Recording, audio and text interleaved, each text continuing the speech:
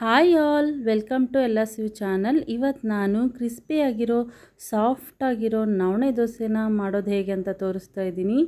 ಇದಕ್ಕೆ ನಾನು ಕಡಲೆ ಬೀಜದ ಚಟ್ನಿನ ಮಾಡಿಟ್ಕೊಂಡಿದ್ದೀನಿ. ಅದ್ರ ಜೊತೆಗೆ ತುಂಬ ಚೆನ್ನಾಗಿರುತ್ತೆ. ಇದನ್ನು ಮಾಡೋದಕ್ಕೆ ಇವಾಗ ನವಣೆ ತೊಗೊಂಡಿದ್ದೀನಿ 1 ಕಪ್ಪಷ್ಟು. ಇನ್ನು BP ಶುಗರ್ ಇರೋರ್ಗಂತೂ ಇದು ಒಳ್ಳೆ ರೆಸಿಪಿ ಅಂತ ಹೇಳ್ಬೋದು. ನವಣೆ 1 ಕಪ್ ತೊಗೊಂಡಿದ್ದೀನಿ. ನಂತರ ನಾನು ಉದ್ದಿನ ಬೇಳೆನ 1 ಕಪ್ಪಷ್ಟು ತೊಗೊಂಡಿದ್ದೀನಿ. ದೋಸೆ ಅಕ್ಕಿ ಅಥವಾ ನೀವು ಯಾವುದಾದ್ರೂ ಅಕ್ಕಿನ ತೊಗೊಬೋದು. ಅದು ಒಂದು 2 ಕಪ್ಪಷ್ಟು ತೊಗೊಂಡಿದ್ದೀನಿ. ಮತ್ತು ಕಡಲೆಬೇಳೆ ಮೆಂತ್ಯನ ಒಂದು ಅರ್ಧ ಟೇಬಲ್ ಸ್ಪೂನಷ್ಟು ತೊಗೊಂಡಿದ್ದೀನಿ. 1/4 ಕಪ್ಪಷ್ಟು ಅವಲಕ್ಕಿನ ತೊಗೊಂಡಿದ್ದೀನಿ. ಇಷ್ಟು ನಮಗೆ ಇವಾಗ ನವಣೆ ದೋಸೆ ಮಾಡೋದಕ್ಕೆ ಬೇಕಾಗಿರೋದು. ಇದನ್ನು ಹೇಗೆ ಮಾಡೋದು ಅಂತ ನೋಡೋಣ. ಈಗ ನಾನು ಅಕ್ಕಿನ 2 ಕಪ್ಪಷ್ಟು ಹಾಕ್ಕೊಂಡು ಮತ್ತು ಅದಕ್ಕೆ ನವಣೆನ ಕೂಡ ಜೊತೆಲೆ ಹಾಕ್ಕೊತಾ ಇದ್ದೀನಿ. ನೀಟಾಗಿ ಕ್ಲೀನ್ ಮಾಡಿಕೊಂಡು ಹಾಕೊಳ್ಳಿ ನವಣೆನ, ಇಲ್ಲಾಂದರೆ ಅದರೊಳಗಡೆ ಕಲ್ಲಿಗಿಲ್ಲಿದ್ರೆ ಗೊತ್ತಾಗಲ್ಲ. ನೋಡಿ, ಈ ಥರ ಚೆನ್ನಾಗಿ ಅದನ್ನು ವಾಶ್ ಮಾಡ್ಕೊಬೇಕು.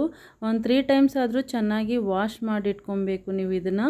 ನಂತರ ಅದಕ್ಕೆ ನಾನು ನೀರನ್ನ ಮಿಕ್ಸ್ ಮಾಡಿ ಇಟ್ಕೊತಾ ಇದ್ದೀನಿ. ನಂತರ ಉದ್ದಿನ ಬೇಳೆನ ಕೂಡ 1 ಕಪ್ಪಷ್ಟು ಹಾಕ್ಕೊಂಡಿದ್ದೀನಲ್ವಾ, ಅದಕ್ಕೆ ಕಡಲೆಬೇಳೆ ಮೆಂತ್ಯನೂ ಕೂಡ ಹಾಕಿ ಅದನ್ನು ಕೂಡ 2-3 ಸಲ ಚೆನ್ನಾಗಿ ವಾಶ್ ಮಾಡಿಕೊಂಡು ನೀರು ಹಾಕಿ ಎತ್ತಿಟ್ಕೊತಾ ಇದ್ದೀನಿ. ನಂತರ ನಾವು ಅವಲಕ್ಕಿನೂ ಕೂಡ ಹಾಗೆ ವಾಶ್ ಮಾಡಿ ಎತ್ತಿಟ್ಕೋಬೇಕು. ನೋಡಿ, ಈಗ ನಾನು 6 ಅವರ್ಸ್ ಮೇಲೆ ನಾನು ನೆನೆ ಹಾಕಿದ್ದೆ. ಚೆನ್ನಾಗಿ ನೆಂದಿದೆ ಎಲ್ಲನೂ ಕೂಡ.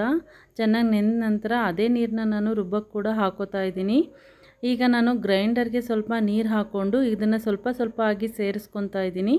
ಅಕ್ಕಿ ಮತ್ತು ನವಣೆನ ಹಾಕ್ಕೊಂಡು ಜೊತೆಗೆ ಉದ್ದಿನ ಬೇಳೆನೂ ಕೂಡ ಹಾಕ್ಕೊತಾ ಇದ್ದೀನಿ. ಲಾಸ್ಟಲ್ಲಿ ಅವಲಕ್ಕಿನೂ ಕೂಡ ಹಾಕ್ಕೊಂಡು ಚೆನ್ನಾಗಿ ರುಬ್ಕೊತಾ ಇದ್ದೀನಿ. ಅದು ಹೇಗೆ ಅಂತಂದರೆ ಸ್ವಲ್ಪ ಹಾಕೋದ್ರಿಂದ ಚೆನ್ನಾಗಿ ಗ್ರೈಂಡ್ ಆಗುತ್ತೆ. ನಾನು ಜೊತೆಗೇ ಸಾಲ್ಟ್ 1 ಟೇಬಲ್ ಸ್ಪೂನಷ್ಟು ಮಿಕ್ಸ್ ಮಾಡ್ಕೊತಾ ಇದ್ದೀನಿ. ಆವಾಗವಾಗ ನೀವು ಚೆಕ್ ಮಾಡ್ಕೊತಾ ಇರಿ. ಬೇಗನೆ ತುಂಬ ಹೊತ್ತು ನಾವು ನೆನೆ ಹಾಕಿರೋದ್ರಿಂದ ಬೇಗನೆ ಆಗಿಬಿಡುತ್ತೆ. ನವಣೆ ಬೇಗನೆ ಚೆನ್ನಾಗಿ ಗ್ರೈಂಡ್ ಆಗಿಬಿಡುತ್ತೆ. ನೋಡಿ, ಇಷ್ಟಾಗಿದ್ದರೆ ಸಾಕು. ನಾನೀಗ ಆಫ್ ಮಾಡಿ ಬೇರೆ ಪಾತ್ರೆಗೆ ನಾನು ಹಾಕ್ಕೊಂಡಿದ್ದೀನಿ. ಮಿಕ್ಸ್ ಮಾಡಿ ಮತ್ತೆ ಕ್ಲೋಸ್ ಮಾಡಿಡಬೇಕು. ಒಂದು ಪ್ಲೇಟ್ನ ಕ್ಲೋಸ್ ಮಾಡಿ ಇಟ್ಕೊಂಡಿದ್ದೀನಿ. ನಂತರ 8 ಅವರ್ಸ್ ಆದಮೇಲೆ ತುಂಬ ಚೆನ್ನಾಗಿ ಉಬ್ಬಿ ಬಂದಿರುತ್ತೆ ಇದು. ನೋಡಿ ಎಷ್ಟು ಚೆನ್ನಾಗಾಗಿದೆ ಅಲ್ವಾ. ಸ್ವಲ್ಪ ಗಟ್ಟಿಯಾಗಿ ಆಡಿಸ್ಕೊಂಡಿದ್ದೀನಿ ನಾನು. ದೋಸೆ ಆವಾಗ ತುಂಬ ಚೆನ್ನಾಗಿ ಬರುತ್ತೆ. ತುಂಬ ತೆಳ್ಳಗೆ ಆಡಿಸ್ಕೊಂಡ್ರೆ ಕೂಡ ಚೆನ್ನಾಗೇ ಬರುತ್ತೆ, ಏನೂ ತೊಂದರೆ ಇಲ್ಲ. ನೋಡಿ, ಇವಾಗ ನಾನು ಇದನ್ನು ಒಂದು ತವನ ಬಿಸಿ ಮಾಡಿಕೊಂಡು ಅದಕ್ಕೆ ಎಣ್ಣೆನ ಸ್ಪ್ರೆಡ್ ಮಾಡ್ಕೊಂಡಿದ್ದೀನಿ. ಅದು ಬಿಸಿ ಆದ ನಂತರ ನಾನು ಈಗ ದೋಸೆ ಹಾಕೋತಾ ಇದ್ದೀನಿ. ನೋಡಿ, ಇದನ್ನು ಸೆಟ್ ದೋಸೆ ಥರನೂ ಹಾಕ್ಕೋಬೋದು ಅಥವಾ ಕ್ರಿಸ್ಪಿಯಾಗಿ ತೆಳುವಾಗೂ ಕೂಡ ಹಾಕ್ಕೋಬೋದು. ಹೇಗೆ ಹಾಕ್ಕೊಂಡ್ರೂ ಕೂಡ ದೋಸೆ ತುಂಬಾ ಚೆನ್ನಾಗೇ ಬರುತ್ತೆ. ನೋಡಿ, ಇವಾಗ ನಾನು ಈ ರೀತಿ ಹಾಕ್ಕೊಂಡಿದ್ದೀನಿ. ಮೇಲೆ ಸ್ವಲ್ಪ ತುಪ್ಪ ಅಥವಾ ಎಣ್ಣೆನ ನೀವು ಹಾಕ್ಕೊಬೋದು. ಹಾಕ್ಕೊಂಡು ನೋಡಿ, ಬೇಗನೆ ಅದು ಬೆಂದೋಗುತ್ತೆ. ನೋಡಿ, ಗೋಲ್ಡನ್ ಕಲರ್ ಬಂದಿದೆ.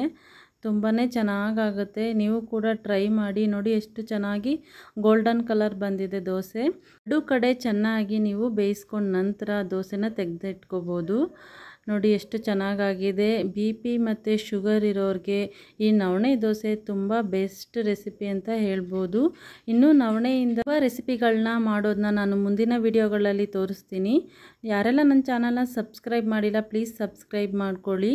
ನೋಡಿ, ಎಷ್ಟು ಕ್ರಿಸ್ಪಿಯಾಗಿದೆ ಅಂತ. ತುಂಬಾ ಚೆನ್ನಾಗಿ ಬಂದಿದೆ. ಟೇಸ್ಟು ಕೂಡ ತುಂಬಾ ಚೆನ್ನಾಗಿರುತ್ತೆ. ನೀವು ಕೂಡ ಟ್ರೈ ಮಾಡಿ. ಇದಕ್ಕೆ ನಾನು ಕಡಲೆಕಾಯಿ ಚಟ್ನಿ ಜೊತೆಗೆ ಟೇಸ್ಟ್ ಮಾಡ್ತಾಯಿದ್ದೀನಿ. ತುಂಬಾ ಚೆನ್ನಾಗಿರುತ್ತೆ. ನೀವು ಕೂಡ ಟ್ರೈ ಮಾಡಿ. Thank you all.